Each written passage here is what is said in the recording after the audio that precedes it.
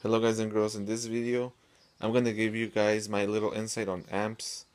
When I started playing guitar, the first amp I used was the one that came on my starter pack, and it was really good. I was able to do everything on it, and I practiced and I got good, I guess good with it. And I don't really need an expensive amp. But as I kept going, I started looking at different amps because I would go to shows and I would see half stacks. By the time, well, the first time I saw half stack, I didn't even know the name of the amp was a half stack, and or that they would call it a half stack. But eventually, I learned all the names and stuff, and I didn't even by and during that time I didn't even know how they would connect and stuff. So then that's when I started to investigate, and you just learn about it. Also, now I know about different types of amps. There's solid state amps and there's tube amps. And lately, I've been hearing a lot about modeling amps and well, there's virtual amps too. But okay, let's start with the solid state. The solid state amps, they're just like this. Doesn't have to be really line six or anything, but for the most part, they're just computerized. They computerized sounds, and they put them on amps, and they're really good to start. But eventually, you're gonna want more. You're gonna start noticing the difference between sounds and stuff. But they're really good. They just plug in and play, plug in and play, and they're really good. There's solid state heads too, and they're like I said, as you go along and as you start playing at different venues or start playing shows, you're gonna wanna buy a louder amp.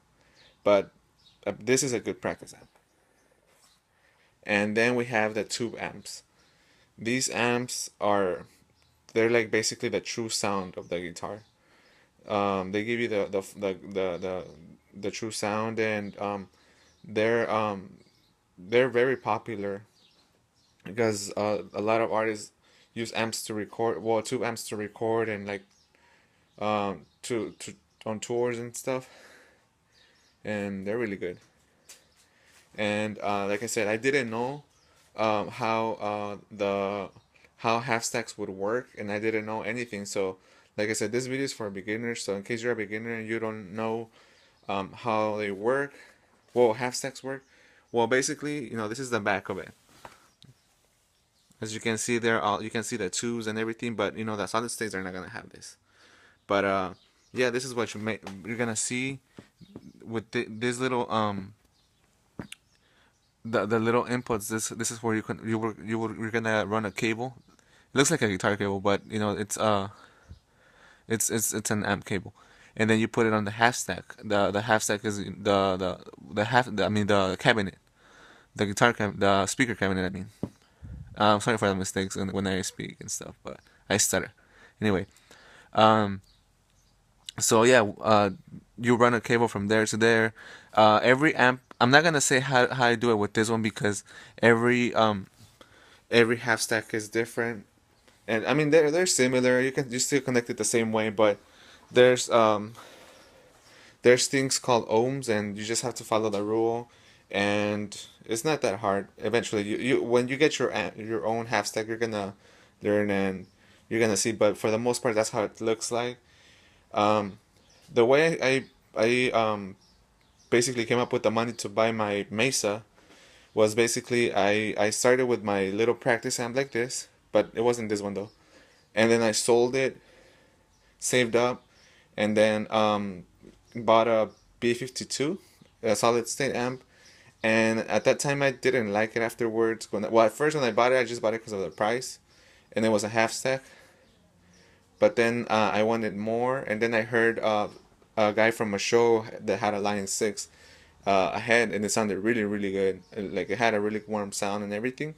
So then I got a Line 6. Well, I sold my B52, and then I bought my Line 6 head, and I bought some pedals too. Well, I had bought some pedals in the past, and I sold them too. And afterwards, basically once I started noticing the sound difference when it came to from tube amps to solid states, that's when I bought. That's when I saw my Line 6 head, and bought a. I think it was a JSX, the PVJSX. Yeah, and I still couldn't. I didn't. I wasn't comfortable with the sound that it had. It was very versatile amp and everything, but I still didn't like it as much. So then I basically traded that one in, and I got a 6505 plus, and that was more of a metalcore-ish sound, and it's really good and stuff. But um, the thing is that I wanted a different kind of sound. I still wasn't comfortable with it. So then that's when I sold that one, the 6505 plus. I should have gotten the 6505, just the 6505, not the plus one. And then I got the, but yeah, I should have gotten that one, but no, I did. I got the 6505 plus. So then I sold that one, and I got the Mesa. And right now I like the Mesa, but it's kind of too much power for me right now. But um, I like the sound of it. I could dial some really good tones, but I want something else like right now. But I still like it. I like it a lot. I still need to. I wanna save up so I can buy another one, and I might actually end up keeping this one because I like it. But yeah, this is my little lesson on amps. As you go along, you guys are gonna notice different sounds, and you guys are gonna want more power. But just take it slowly and save up and sell your stuff, buy and sell. If you have money, of course, you guys can buy whatever you guys want. But if you need any recommendation on amps, on any sounds, just let me know, and I'll give you my advice on them. Um, oh yeah, I forgot to talk about the modeling amps. They're I don't know if you guys heard of the Line 6 Pod or the Kemper FX, but those are modeling amps. They're really good. I actually don't never owned one, but they kind of try to emulate. They're like a solid state, but they're more computerized. And now you can even actually play guitar on your if you have like an iPad or whatever. They have amps there, and you guys can buy a little interface and play there too. But they sound good too. But it just depends how you want to play and everything. But when it comes to like real amps, solid state, and tube amps are good. And some people actually starting to play with modeling amps, but I would still prefer the real deal, like this or this. But yeah, so like I said, just comment below if you need any help on trying to pick an amp, or if you have a specific style of music that you're trying to play. I could probably recommend you a really good amp, and I could show you certain sounds that some amps have and everything. So just comment below and subscribe. Thank you.